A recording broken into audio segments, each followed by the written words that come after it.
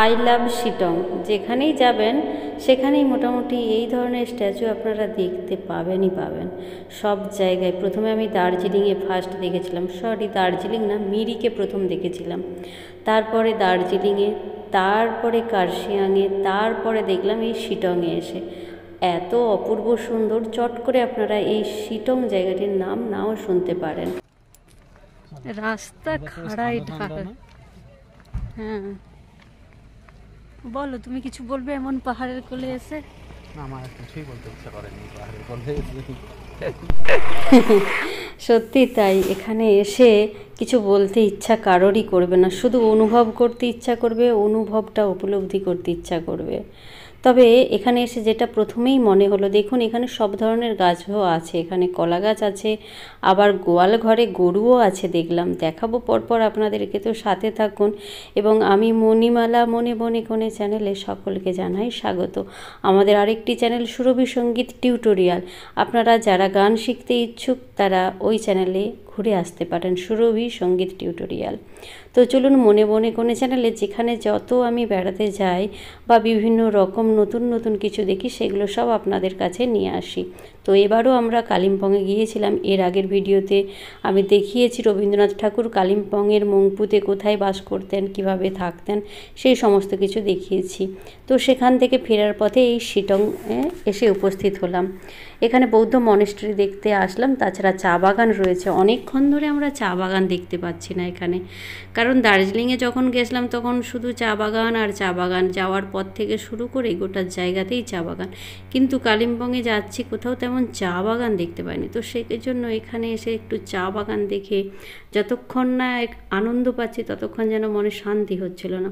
দেখুন চারিদিকে পাহাড়, তার মাঝখানে এই জায়গাটি একটু সমতল ভূমি, এখানকার মানুষরা নিশ্চিন্তে একটু বসবাস করতে পারবে, কারণ এখানে পাহাড়ে ধস নামার ব্যাপারটা মনে হয় নেই বললেই চলে, কারণ এখানটা বেশ কিছুটা জায়গা জুড়ে পুরোটাই সমতল ভূমি। এটা বৌদ্ধ মনেস্ট্রি, হ্যাঁ ভীষণই পুরনো, দেখে মনে হচ্ছিল দেওয়াল বা চারিদিকটার পরিবেশ দেখে মনে হচ্ছিল বহু পুরনো এই বৌদ্ধ মনেস্ট্রি। সব জায়গায় যে কেন এরকম প্রদীপ থাকে আমি জানি না, প্রথম দেখেছিলাম বুদ্ধগয়াতে।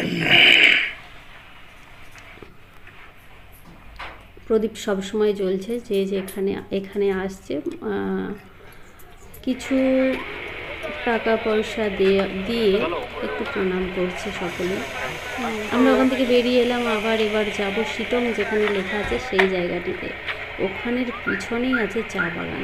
এখানে এসে দেখলাম মেঘগুলো খুব সামনে দিয়ে ভেসে যাচ্ছে, শুধুই মনে হচ্ছে কখন মেঘটা আমাদের গায়ের উপর দিয়ে ভেসে যাবে। কি ভালোই লাগছে।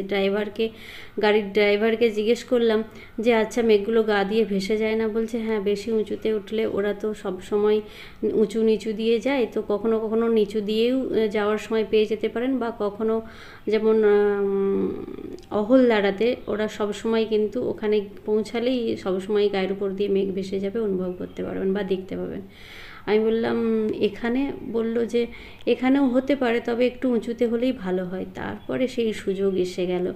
এই যে দেখছেন এই উঁচুর জায়গাটিতে চা বাগান, আমার হাজব্যান্ড তো দেখেই চা বাগানে ছুটলো, কতক্ষণ ও চা বাগান দেখতে পায়নি। এই জায়গাটি থেকে ওই যে নিচু জায়গাটা খুব সুন্দর লাগছে। আমি এবার যাচ্ছি চা বাগানের কাছে, ও আগেই পৌঁছে গেছে, আমি একটু পরেই যাচ্ছি। চারিদিকটা দেখছিলাম, ফটো তুলছিলাম আপনাদের জন্য, কারণ এগুলো শুধু তো আপনাদের জন্য নয়, সারা জীবনের পাথেয় হয়ে থাকবে। যখন কোথাও আর যেতে পারবো না বা যাওয়ার সুযোগ হবে না, তখন এইগুলোই সম্বলে এগুলো দেখবো। দেখুন ওই যে বাঁ দিকে রয়েছে, ওখানটা দিয়ে মেঘটা ভেসে ভেসে যাচ্ছে। মেঘ তো আমরা নিচ থেকে যে পেঁজা তুলোর মতো মেঘগুলো দেখতে পাই, সেইগুলো হচ্ছে ওটা। তো আমরা ভাবলাম যা, ওই দিক দিয়ে চলে গেল, এই দিক দিয়ে এলে কি সুন্দর গায়ের উপর দিয়ে যেত, সুরসুরি দিত কিনা কে জানে। শুধুই মনে হচ্ছিলো ওখানকে যদি যেতে পারতাম, কারণ ওরা পুরো এলাকা জুড়ে যায় না, সামান্য এলাকা জুড়ে ভেসে ভেসে চলে যায়। তো দেখা যাক কখনো আমাদের গায়ে ছোঁয়া দেয়। দুদিন আগেই বৃষ্টি হয়ে গেছে, এখন পরিষ্কার আকাশ। তবে এখানকার ওয়েদার পরিষ্কার বললে ভুল হবে, কখনো একটু মেঘছে, কখনো আবার রোদ। কারণ মেঘটা যখনই ভেসে যাচ্ছে মাথার উপর দিয়ে, তখনই একটু আলো আঁধারি পরিবেশ। তারপরে দেখুন ওই দিকটা যেমন এখন আলো আঁধারি পরিবেশ, এদিকটা অথচ পরিষ্কার। শিটং দেখুন সুন্দর করে লেখা আছে। সত্যি এখন আমাদের এই আসানসোলেও না লেখা আছে আই লাভ আসানসোল। প্রত্যেকটা শহরে শহরে এখন এই জিনিসটা দেখতে পাওয়া যায়। এটা কারোরই কাছে আর নতুন না, পার্কেও দেখা যাচ্ছে আজকাল। দেখুন পাহাড়ের এই উঁচু অংশ থেকে সেই দিকটা আপনাদেরকে একটু আগে যেটা দেখালাম ওই দিকটা কত সুন্দর লাগছে। আজকে এখানে অনেকগুলি গাড়ি উপস্থিত জানি না প্রতিদিন কেমন হয়। দেখুন মোটামুটি 8-10টা গাড়ি এসেছে। এই 4 হুইলারে ছাড়া এখানে আসা সম্ভব নয়, তো সবাই যে যার, আমরা তো 2জন আসলাম, তাও 4 হুইলারই করতে হলো, কিছু করার নেই, এখানে এটাই এভাবেই আসতে হয়।